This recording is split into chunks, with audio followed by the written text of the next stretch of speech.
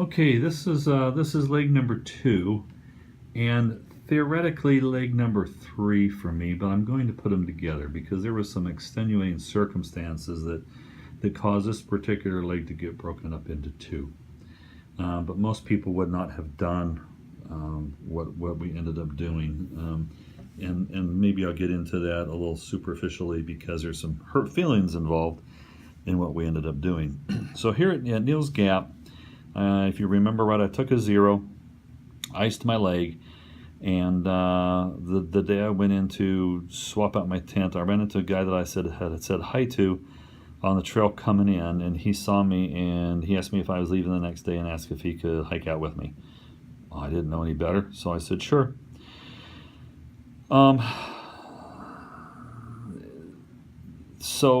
So we hiked out. As we were getting ready to walk out of the parking lot, our goal, like I told you, was the Whitney Gap shelter. Since we weren't leaving super early, and that's still a decent hike here for a newbie.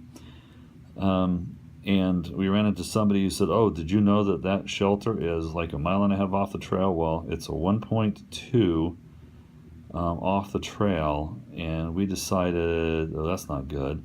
So we were going to go ahead and bypass it. And one of the things we could have done when we bypassed it was we could have camped around it, but instead, being newbies, we thought, well, we just need to go to the next shelter, and that was Low Gap. And Low Gap is at 43.2. So for us, that was well over a 10-mile day. And matter of fact, that one, we kind of felt that one when we came staggering into camp. The last 4 miles seemed like they were 10. The climate at Neal's, this was not too bad. It was gradual enough. Yeah, it's almost 1,000 feet, but it was relatively, workable and doable, and it wasn't too bad. A little bit of a steeper descent here, and then a hike back up, and then we decided that we would keep on going.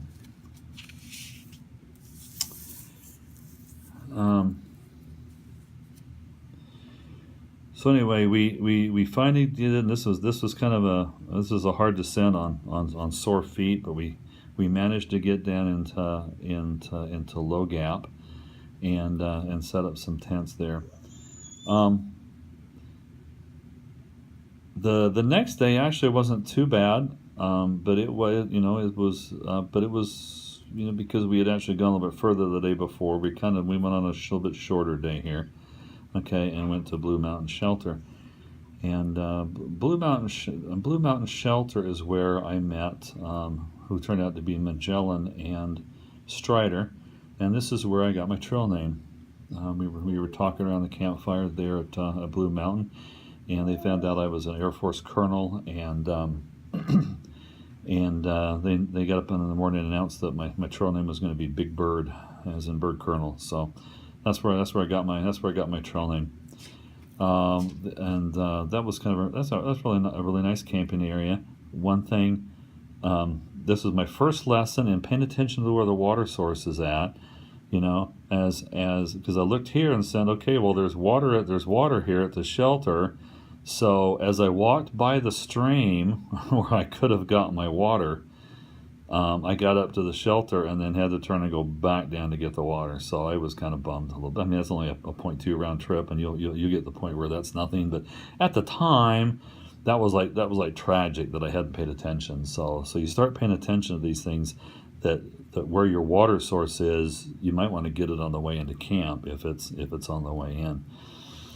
This little no-go to Helen, this is a note that I put on here from Baltimore Jack. He did not like Helena, Georgia. He had bad experiences there. Other hikers I've seen that have gone in there, it's a nice little quaint German-looking town, and it's pretty nice. Now, that was not planned to go here. This night, we woke up, it was raining, and Strider and Magellan, they went off hiking, but the guy that I was hiking with basically protested to the point where he decided he wanted to go into Hiawassee because it was raining. So I said, okay, I'll go with you. So we got down and we made a phone call, and the van from the Top of Georgia hostel came to get us and took us back to the hostel. And from there, they ran us into, and I'll show you a little city diagram here. They ran us into Ingalls, and there's restaurants there. So we're going to get something to eat. Did a little bit of resupply. I didn't have much because I was planning on going to Hiawassee the next time we came across it at. So this is at a Unicoi Gap, and the next time you come into Hiawassee, you go to Dix Creek Gap, and that's where I had personally planned on going into doing my resupply, is at Dix Creek Gap. All right, so we had, and these summits ended up being, oh my gosh, these were these were a pretty good summit. So you come at the top of Georgia, and they take you back to Unicoi Gap, and you got to climb up, and you got to go back down into Indian Gap, and then you got to climb up past the Tree Mountain Gravel Road and Tree Mountain and up to Tree Mountain. And this is the first time, somewhere in here was my first Trail Magic with hot dogs. No, that was my second Trail Magic. The first Trail Magic was at the bottom of Sassafras Gap, the first leg. So I got some great Trail Magic that was done here by Stumbles, I think was her name, and her family. And anyway, that was pretty neat. And then up Tree Mountain, and then let's see here. I talked about that. And originally, having skipped Hiawassee, I was going to camp there. But now, since we had gone to Hiawassee that first time, we ended up camping here at Sassafras Gap.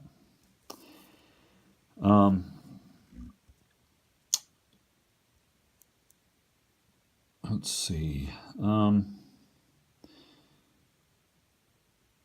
We had a rough time getting going that day. We had a pretty steep climb here and back down again, and the guy I was with, once again, we just did not make very good time. I mean, we camped here and we camped here, okay, and very, very, very short day that day. And this is a very beautiful, matter of fact, I'll put in perhaps the photograph that I'm going to use to begin this series at the beginning is the sunset here at Blue Blaze Vista. The guy that I was with, he always insisted that Blue Blaze meant water, and that is not true. A Blue Blaze is just a trail that goes off of the AT. It can go to water, it can go to a different trailhead, it can go to a vista, it can go to a campsite, it can go to a shelter. So anyway, he always kept insisting that blue meant water, and that is not the case. But this is a beautiful place to camp up here. And then this huge descent down, and we went, and that next day we had another really short day. Went into Dix Creek Gap, and then got a ride from the Budget Inn guys to take us to Budget Inn, and we chose Budget Inn instead of the top of Georgia this time. I wanted to see if there was some better Wi-Fi for me to upload some videos, and there wasn't. But they did have a little outfitter there where I was able to get myself a canister stove and send my alcohol stove and my ice trekkers forward to Fontana Dam, and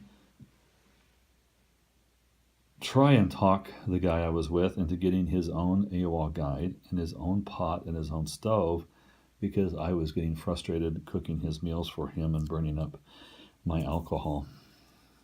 All right.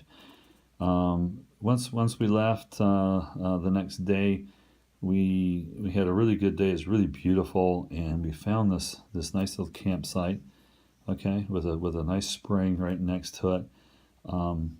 And we could have probably kept going. Oh, hey, this is the next leg. I guess I need to stop talking. Anyway, so this will be for next time. We'll talk about this beautiful spring here, and on the way up to the 75-mile mark, crossing into North Carolina. Almost got too carried away here for you, everybody. All right, recommendations. Top of Georgia, Budget Inn. I go for the Budget Inn. Okay, I'm sorry. I would go for top of Georgia. Sorry about that, guys. Now, hostels are different. You have to understand. Hostels got a lot of people around, a lot of bunks. If people snore and you don't sleep with snoring, may not be the best thing. If you want your own room and you can afford it, go to the Budget Inn. Okay, then you can get your own room. As far as I mean, this is not high quality. Okay, it's just a place to stay and a hot shower and laundry with a laundry machine. The top of Georgia, they'll do your laundry for you. Okay, you pay them and hand your laundry, and it'll eventually get it done and put it on your bunk for you. But at Diggs Creek Gap, the Top of Georgia hostel is only 0.5 miles down the trail. So you walk down, okay, to the Top of Georgia hostel from Diggs Creek Gap. I don't think they even come up and pick you up. But warning, if you hike in and you get there after they've already run the shuttle down to the grocery store, there's not another shot at it. And the next day, they won't take you because that was something you're supposed to do on the day that you arrive. So there's a lot of people that were grumbling that the Top of Georgia didn't treat them real well if they came in late that day. So if you're going to come in to the Top of Georgia hostel, get there by noon. Then for sure you'll be able to get your resupply worked in. Okay, so in essence, staying here at the Blue Vista worked out well for us had we gotten down there and then walked in. Okay. All right, that's it. Leave me questions in the comments section below, and we'll answer them in the next Q&A. Thanks, everybody. Bye. Okay, I almost forgot that I was going to show you one of the cityscapes. These I find actually to be the most helpful, okay, when dealing with the AWOL guide and some of the things that it gives us that are beneficial. Usually on every one of these cityscape maps, you'll have an AT trail orientation. This one just happens to be down here where it says that the trail is going to be 11 miles up this road. Okay, all right, and that basically also takes you up to the Top of Georgia hostel. So if you walk the half mile down the hostel, then they put you in their van. They'll bring you down here. Okay, there's the Budget Inn, and notice they've got a little Three Eagles Outfitters. What is this? A little satellite off of Mountain Crossings up at Neal's Gap. Basically just a kind of a room with some stuff. And Top of Georgia actually has a little outfitter kind of with them too. They've got a kind of a room where you can buy some things. Some of the guys that bought their Hyperlight packs bought them up at Top of Georgia hostel. Okay. It'll tell you where things are at. There's a Subway. You can buy some stuff at the Marathon. There's a rib place that I ate at that was really good. If you need, first aid, there it is. Here they'll take you over and they'll drop you off at the Ingles supermarket. And notice the post office is right next door. Okay, they've also got a Save a Lot if you want to do something different. There's another pharmacy. There's a Fred's grocery store up here, a Huddle House. There's a really great burger place, if I remember right. Maybe it was this Georgia Mountain restaurant. There's a place where you can get some pretty good beer if you're a beer drinker. Anyway, I wanted to show you this, and this is these are actually very helpful when it comes time to going into town. And pay attention to the scale too. So this is 1.2 miles all the way across. You might have one that'll say 10. So you might look at something and go, oh, I can walk that, and then it's a long way. Or you might have one where it's like, oh, I can't walk that, but you find out the scale is only 0.7 for the whole, this whole thing, and you go, okay, that's not too bad. Those things are a lot closer together than I thought they were. So anyway, I wanted to keep my promise here and